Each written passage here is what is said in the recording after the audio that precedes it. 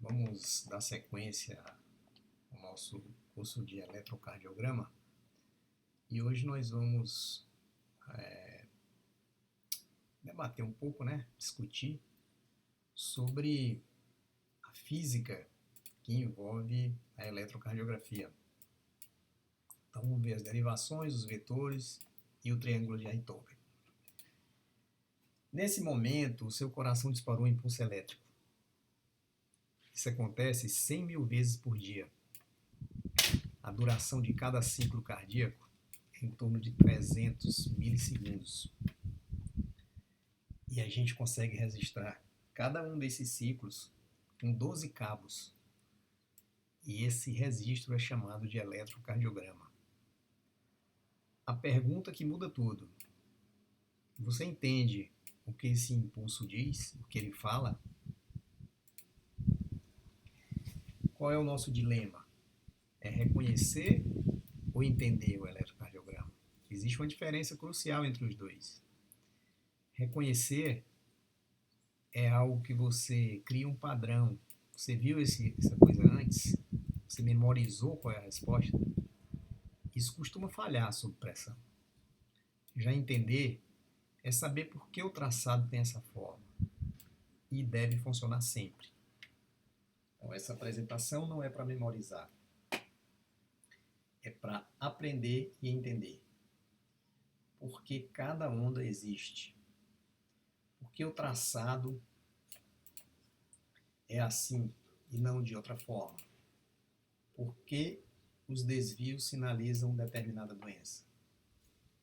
Da célula ao traçado, existe uma história com causa e efeito. O coração é um gerador elétrico, que também bombeia sangue. Mas a maioria só aprende a segunda parte. Sim, 4 propriedades celulares tornam o ECG possível. Uma única célula já gera um sinal elétrico. E as propriedades fundamentais da célula, revisando, é a automaticidade. As células têm marca-passo que disparam espontaneamente, sem estímulo externo. Tem a propriedade de excitabilidade. Qualquer célula cardíaca responde a um estímulo com um potencial de ação. Tem condutividade, o impulso se propaga célula a célula em milissegundos. E tem contratilidade. A eletricidade dispara uma mecânica de acoplamento de excitação-contração. Bom, o eletrocardiograma ele detecta a atividade elétrica. É capaz de detectar a atividade elétrica. E o princípio físico por trás de cada deflexão, nós vamos ver agora. Então, quando uma onda de despolarização se dirige a um eletrodo, observador, nós chamamos essa onda de deflexão positiva e ela inscreve uma onda em direção vertical para cima. Quando a onda se afasta do eletrodo positivo observador, se descreve uma onda negativa para baixo da linha de base. E quando o eletrodo observador está perpendicular à onda de despolarização, nós temos uma onda que se aproxima e depois que se afasta, ou seja, nós temos uma deflexão bifásica. A direção do vetor elétrico em relação ao eletrodo positivo determina se o sinal é positivo ou negativo no traçado, ou seja, se ele tem uma direção para cima ou uma direção para baixo em relação à linha de base. Então, relembrando, se a onda de despolarização vai em direção ao eletrodo observador, nós descrevemos uma onda positiva. Então, vamos revisar rapidamente. No repouso, se nós estivéssemos estudando um grupo de células, e colocássemos eletrodos do lado direito e do lado esquerdo e ao centro, perpendicular às células, quando nós estivéssemos observando uma onda despolarização iniciando nesse ponto, o eletrodo observador positivo estando nesse ponto, a onda de despolarização positiva seria registrada dessa forma. Se, após a maior diferença de potencial de ação que se dá aqui entre cargas positivas e negativas, a onda chegaria ao ápice. E depois ela decairia e os sinais estariam invertidos, né, da despolarização. Então as células estariam agora todas com potencial invertido, ou todas despolarizadas, e a linha de base de novo aconteceria. O mesmo fenômeno acontece na repolarização. É o mesmo fenômeno ao contrário. E na observação perpendicular, aquela onda bifásica que a gente já tinha descrito. Então, nós vamos agora usar o conceito de despolarização, aquele mesmo conceito de despolarização, para observadores bipolares. Ou seja, se você tem uma observação elétrica a partir de um ponto, e essa observação elétrica ela é observada por um eletrodo que tem um polo positivo e um polo negativo, nós criamos então eixos, né? Por exemplo, do braço direito para o braço esquerdo. Se o ponto de observação for aqui no braço esquerdo e a onda vier nessa direção, nós descrevemos uma onda positiva ou para cima, nesse caso. Uma derivação horizontal, ativação ventricular, da direita para a esquerda, por exemplo, gera uma onda positiva. Vamos explicar isso de forma mais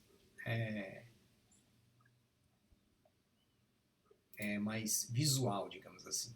Então, se nós temos uma despolarização da esquerda, ou melhor, da direita para a esquerda, e o eletrodo observador está aqui à esquerda, imagina o átrio direito, o ventrículo direito, o átrio esquerdo e o ventrículo esquerdo. Se o nó sinusal, que é quem inicialmente comanda o ritmo, despolariza nesse sentido, é de se esperar uma despolarização positiva e, portanto, descrever uma onda positiva da despolarização atrial. Então, em D1, aqui no braço esquerdo, né, a 0 graus, ó, a 0 graus, em D1, eu observo uma onda P positiva, porque ela se dirige da direita para a esquerda. Tá legal? Então, se fosse o contrário, né,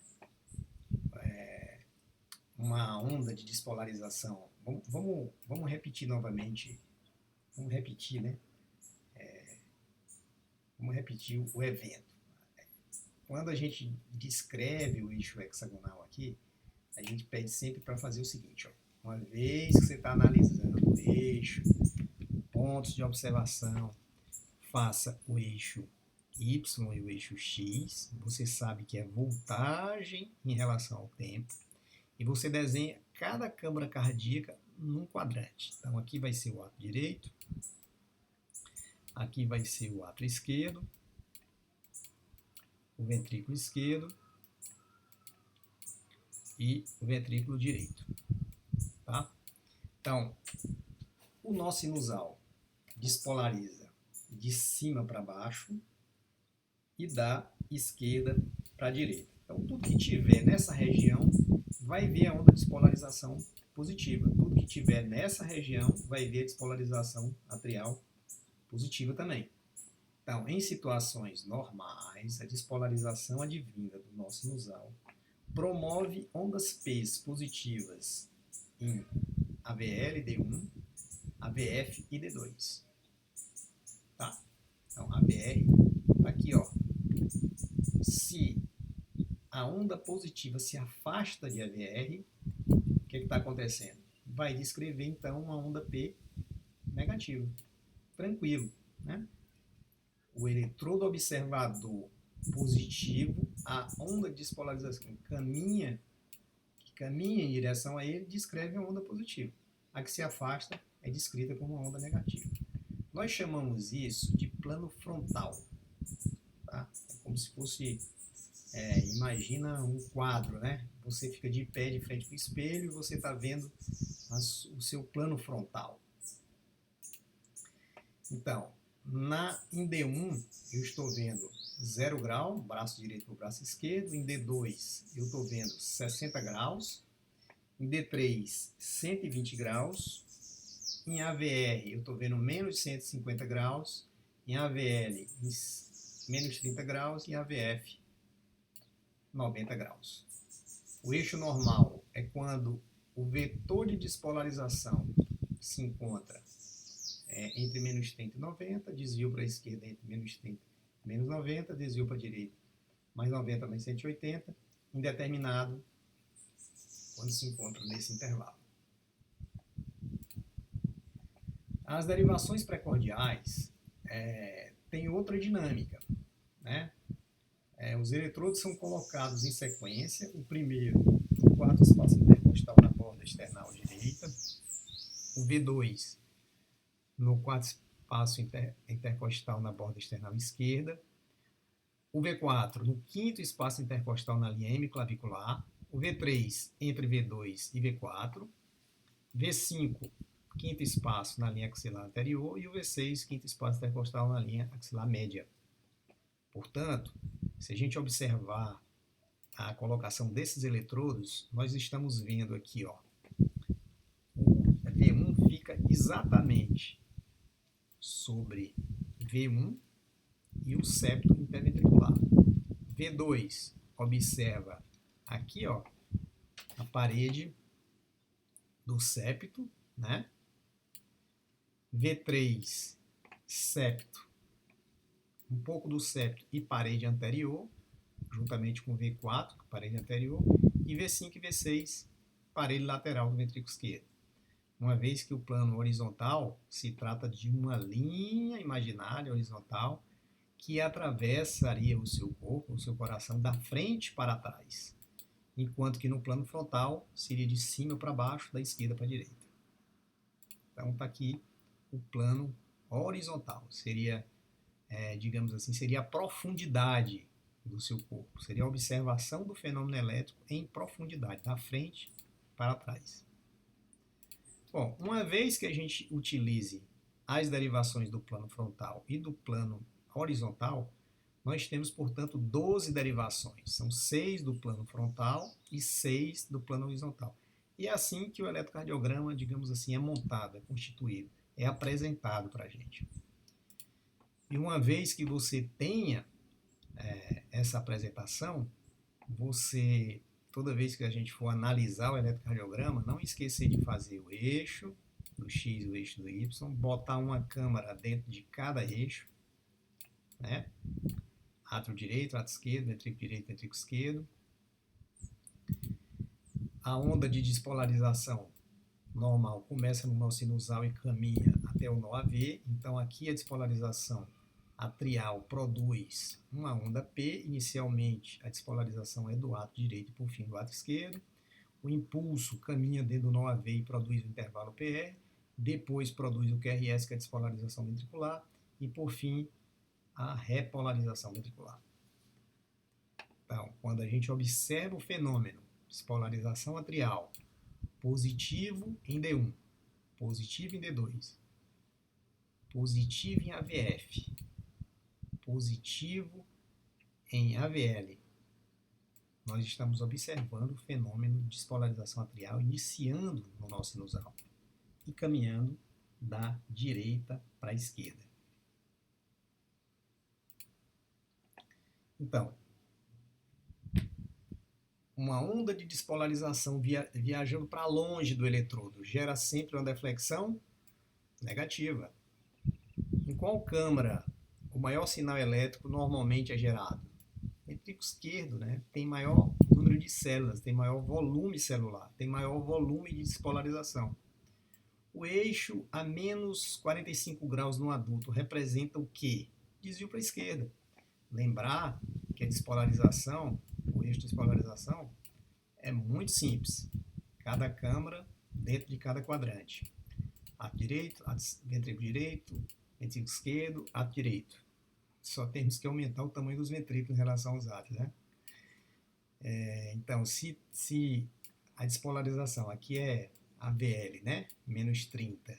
Se a despolarização está acima de AVL, está para cá, está mais à esquerda de AVL. Então, desvio disso para a esquerda. V1 e V2 representam principalmente qual região anatômica? VD e septo. A gente viu lá naquela imagem, né? VD e septo. V1 observa exatamente aqui. VD e septo. Então, onda em direção ao eletrodo, deflexão positiva. Se afastando, derivação negativa. Perpendicular, bifásica. 6 derivações frontais. D1 a 0 grau, D2 a 60 graus, D3 a 120 graus, AVR a menos 150, AVL a menos 30 e AVF a 90 graus. Na lei de Einthoven, D2 seria igual a D1 mais D3. E qualquer violação a essa regra indicaria erro de posição ou artefato no eletrocardiograma. Nas derivações precordiais, de V1 a V6 no plano horizontal, existe uma progressão natural normal de R de V1 até V5, ou seja, o R de V1 ele é menor do que o R de V2, que é menor do que o R de V3, que é menor do que o R de V4, que é menor do que o R de V5. Tá? Esse é o padrão normal de progressão da onda R, de despolarização ventricular. Por quê? Porque o estímulo parte do nó AV aqui, né? Quando partiu do nó sinusal, chegou no nó AV, vai despolarizar os ventrículos pelo sistema His-Purkinje. O ventrículo esquerdo, como é maior, ele recebe, então, ele tem essa incumbência, digamos assim, de despolarizar, puxando para si esse vetor. Então, o resultante aqui é que o vetor vai, à medida que a despolarização acontece, ele vai puxando mais para a lateral do ventrículo esquerdo. Então, vai aumentando essa onda, até que ela diminui em V6. V6 costuma ter uma inscrição menor, menos volume de despolarização, menos amplitude de despolarização do que V5. Então, o ECG não é um mistério, é a linguagem do coração. Você acabou de aprender essa gramática. Hoje, pratique os 6 passos em eletrocardiograma. Qualquer eletrocardiograma. Nessa semana, revise pelo menos um padrão por dia. Tente encontrar o ritmo sinusal inicialmente. Ondas P positivas. D1, AVL, D2, AVF. Encontrou essa onda P positiva, o intervalo PR, a distância percorrida pela atividade elétrica do início da onda P até o início do QRS, de 120 até 200 milissegundos, ou seja, de 3 até 5 quadradinhos, a condução ocorreu normalmente. Em seguida, depois a gente vai ver isso nas próximas aulas. E sempre, quando vê um achado incomum, pergunte qual a fisiologia explica isso. Quem entende a fisiologia nunca fica perdido diante de um traçado. Nunca. Então, pessoal, é isso. A física da eletrocardiografia é um resumo, obviamente. A gente tem que aperfeiçoar melhor. Eu peço que você deixe aí um comentário. Não esquece de dar o like. A gente vai organizar essas aulas iniciais do melhor jeito possível. Deixem sugestões de como a gente pode melhorar essas aulas. E a gente se encontra na próxima. Um grande abraço.